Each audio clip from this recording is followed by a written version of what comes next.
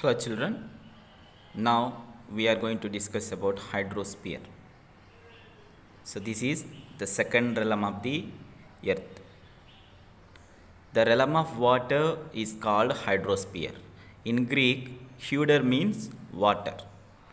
It comprises of various sources of water and different types of water bodies like rivers, lakes, seas, oceans, etc.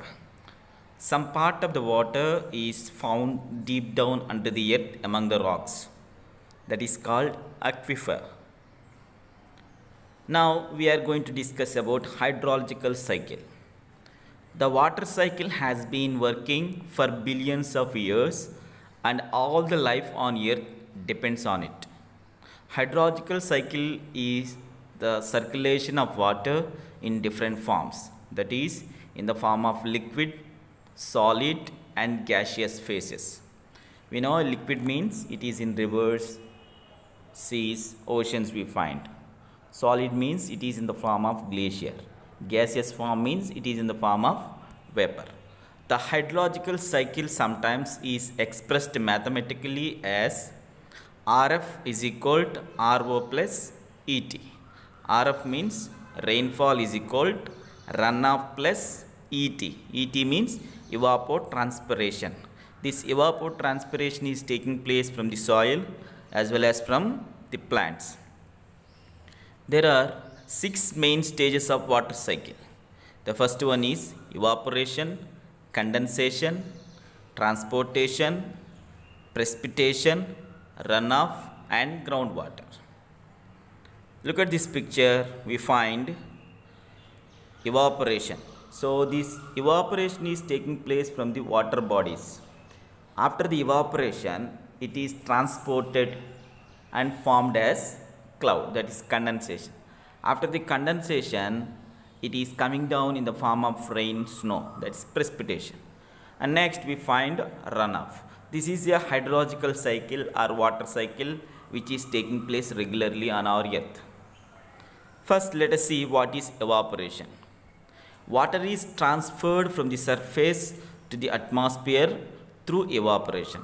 The process by which water changes from liquid to gas is called evaporation. The sun's heat provides energy to evaporate water from the earth's surface. Lakes, land, rivers and oceans send up a steady stream of water vapor. Plants also lose water to the air through transpiration. So you can look at this picture here. Even from the plants there is evaporation, and we see the evaporation is taking place from the soil too. Next we are going to talk about transportation. The movement of water through the atmosphere, especially from over the ocean to our land in the form of clouds. Condensation. The transported water vapor eventually condenses, forming tiny droplets and clouds is called condensation. Next, precipitation. The primary mechanism of transporting water through the atmosphere to the surface of the earth is called precipitation. So from the atmosphere the water is coming in different forms. It is coming in the form of rain, in the form of snow, in the form of dew, in the form of fog, etc. Next we are discussing about runoff. Most of the water which returns to the land flows down hills as runoff. Some of it penetrates and changes groundwater, while the rest as a river flow returns to the ocean. Next we are going to see groundwater. Under a special circumstances, groundwater can even flow upward in artesian wells. The flow of groundwater is much slower than runoff.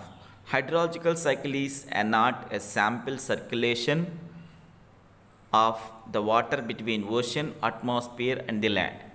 So here we see all these 6 processes through which the evaporation hydrological cycle process is taking place.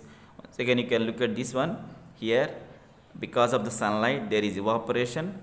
After the evaporation, the evaporated material is transported from ocean to the land and forming as a cloud is called condensation. After the condensation, the condensed water is coming down in the form of rain is called precipitation. After falling on a higher surface, the water is flowed down. That's what is called runoff. Then the water is penetrated into the soil. That's what is called groundwater. So this is one of the most important process in a hydrological cycle.